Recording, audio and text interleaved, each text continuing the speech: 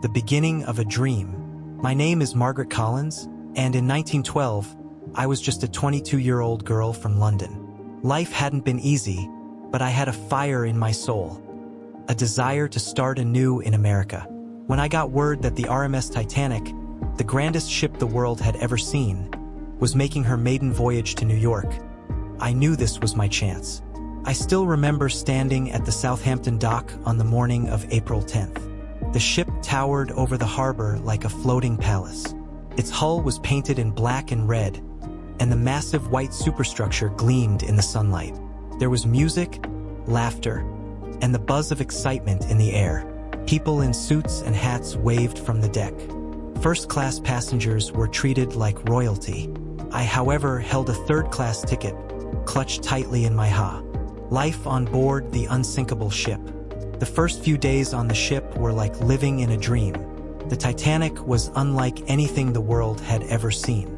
She was a floating city, 882 feet long, with 4 majestic smokestacks, and more than 2,200 people aboard, including crew, immigrants, millionaires, and celebrities. Even from third class, the journey felt magical.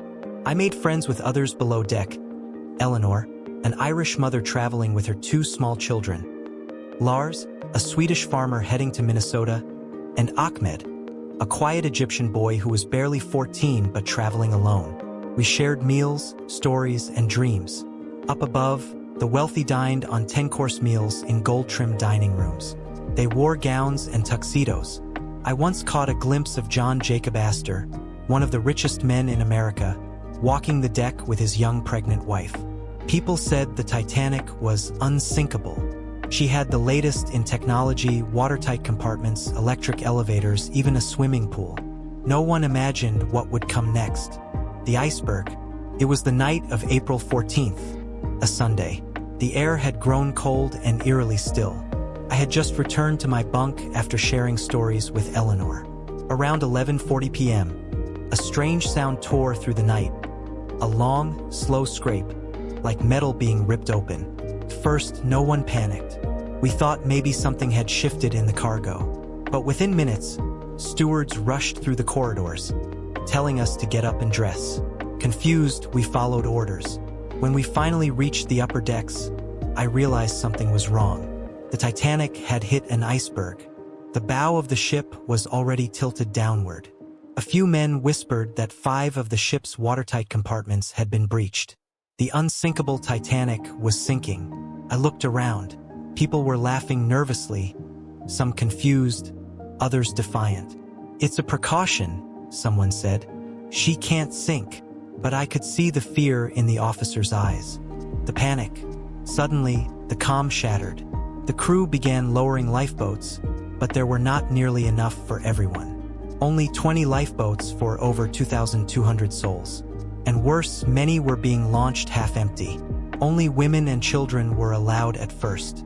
Eleanor handed me her infant daughter, begging me to take the child if she couldn't make it. I held the baby close as people screamed, argued, and prayed. In the distance, I heard the band playing.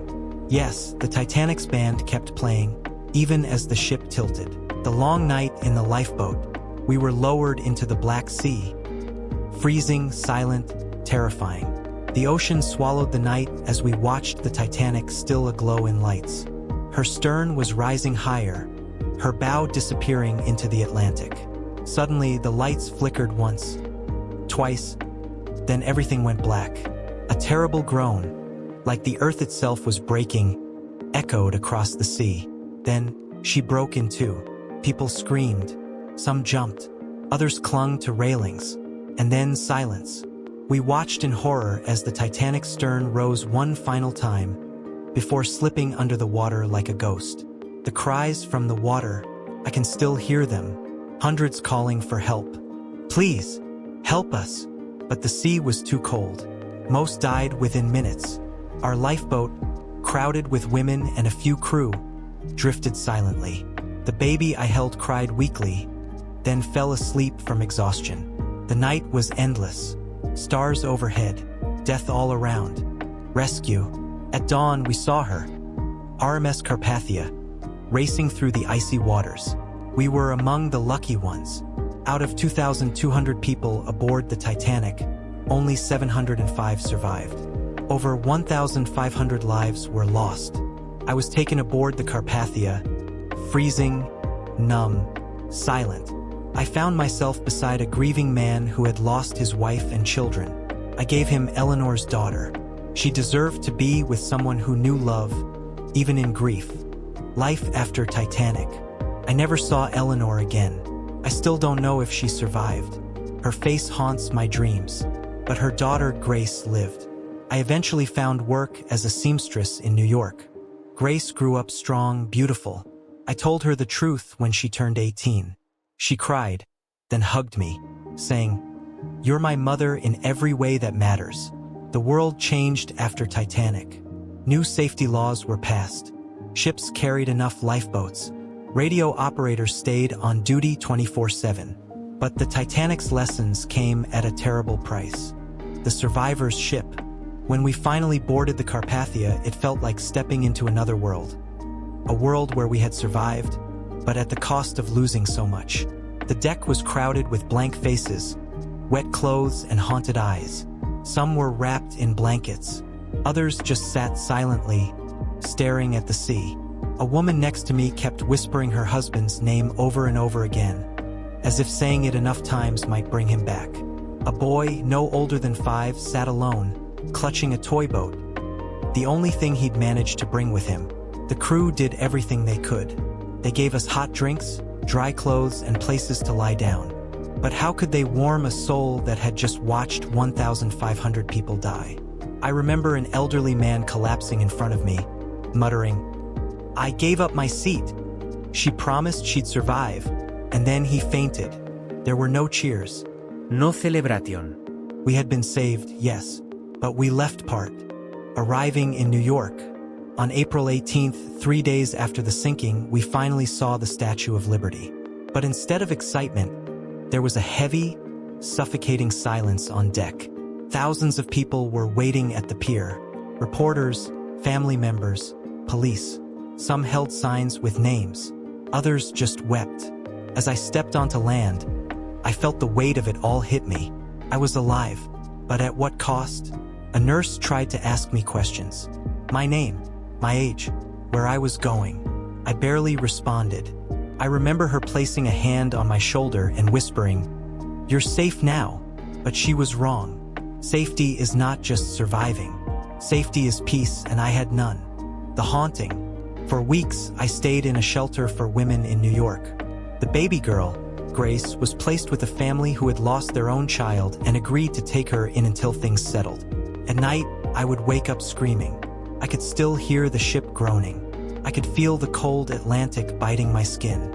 I could see Eleanor's face, the way she smiled as she handed me her baby, never knowing it would be the last time. The nightmares wouldn't stop. I avoided water. I avoided music. Even the sound of an orchestra playing in the park made my hands shake.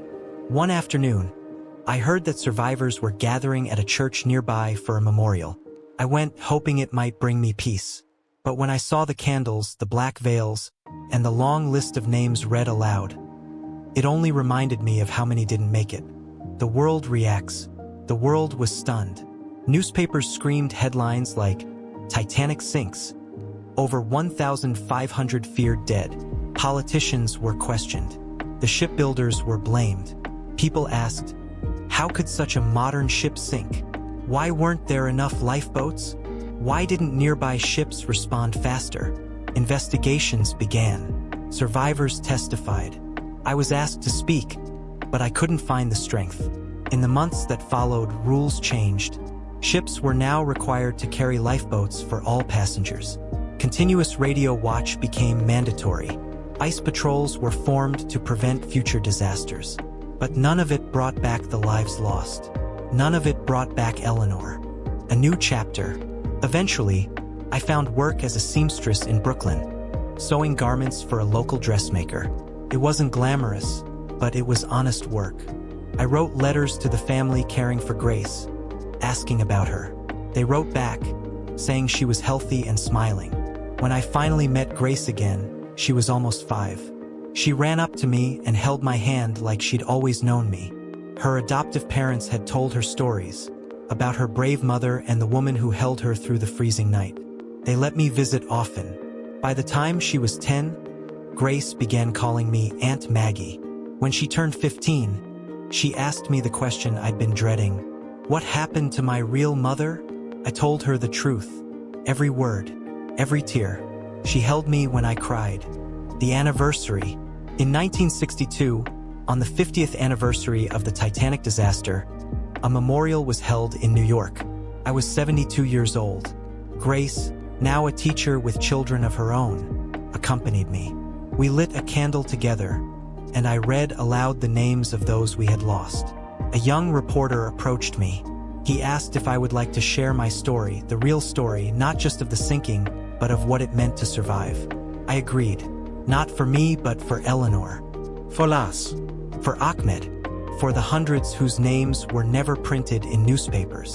That interview reached thousands. I received letters from all over the world. Survivors, descendants, historians.